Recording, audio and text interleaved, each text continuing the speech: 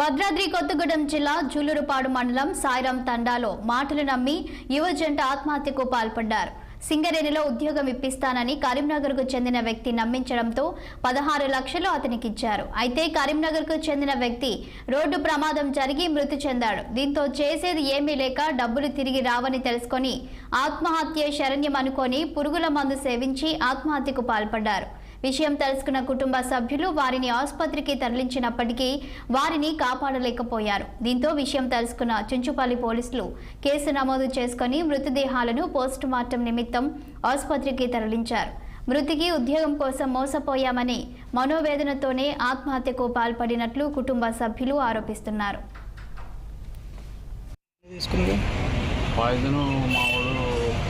Singareni job ఒకటి ఇప్పిస్తానని చెప్పి కట్టిండు సార్. అమౌంట్ 13-14 lakhs ఏవో కట్టిండు.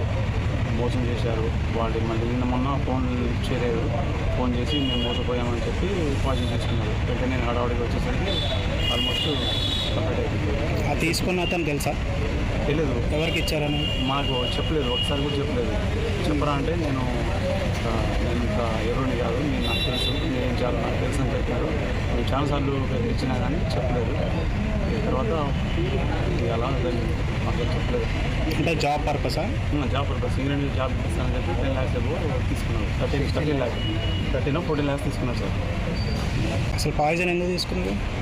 పాయిజను మా వాడు సింగరేణి జాబ్ ఒకటి ఇప్పిస్తానని చెప్పి కట్టిండు సార్. అమౌంట్ 13-14 lakhs ఏవో కట్టిండు. మోసం చేశారు. వాళ్ళు మళ్ళీ మొన్న ఫోన్ చేయలేదు. ఫోన్ చేసి మేము మోసపోయామని చెప్పి పాజిటివ్ తీసుకున్నారు. వెంటనే నేను హడావుడికి వచ్చేసరికి ఆల్మోస్ట్ కంప్లీట్ అయిపోయింది. అది తీసుకున్న అతను తెలుసా? తెలియదు. ఎవరికి ఇచ్చారని మాకు చెప్పలేదు. ఒకసారి కూడా చెప్పలేదు. పురంధేశ్వరి వ్యాఖ్యలకు మాజీ మంత్రి రోజా